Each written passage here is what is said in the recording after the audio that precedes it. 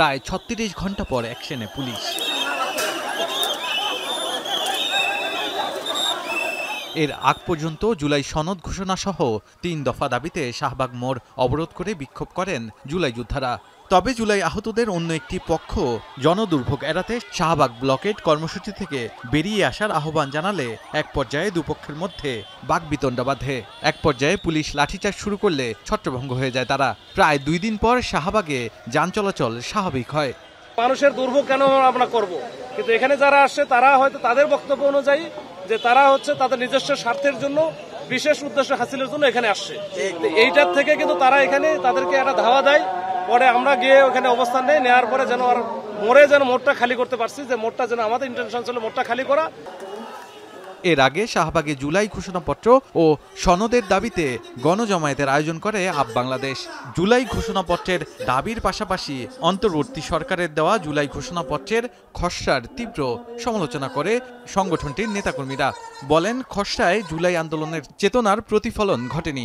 জুলাইকে অস্বীকার করার আগে মনে রাখবেন যে জুলাইকে অস্বীকার যদি আপনারা করতে চান, এই জুলাই যেমন একবার বছর আগে সংঘটিত হয়েছিল সেই জুলাই আবার সংঘটিত হবে।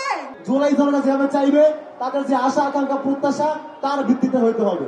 আমাদের শহীদ পরিবারের যে প্রত্যাশা, আহত ভাইদের প্রত্যাশা, তার ভিত্তিতে অবিলম্বে জুলাইয়ের সনদ, জুলাই ঘোষণাপত্র দিন। পরে জুলাই ঘোষণাপত্র ও সনদের দাবিতে শুক্রবার রাত ১২টা পর্যন্ত অন্তর্বর্তীকালীন সরকারের সময় বেঁধে দেন ইনকিলাব মঞ্চের মুখপাত্র শরীফ ওসমান হাদি।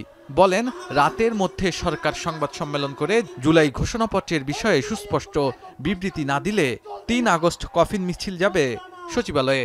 মাননীয় প্রধান উপদেষ্টা, আপনার উপরে আস্থা রেখে বলছি, আপনার সরকারকে আজকে বলতে হবে আপনারা ঘোষণাপত্র কখন দিবেন এবং কিভাবে দিবেন, সনদ কখন দিবেন, কোন প্রক্রিয়ায় বাস্তবায়ন করবেন।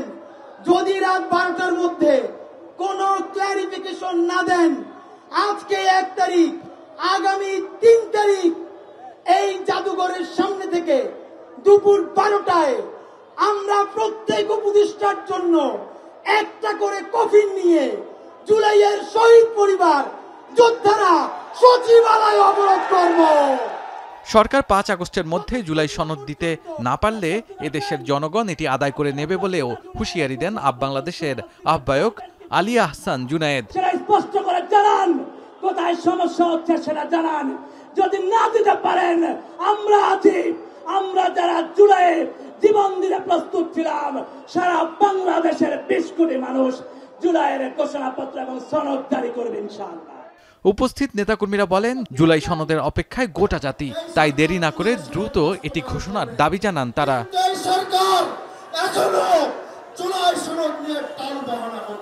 শাহাদাত আফরোজ, এখন, ঢাকা।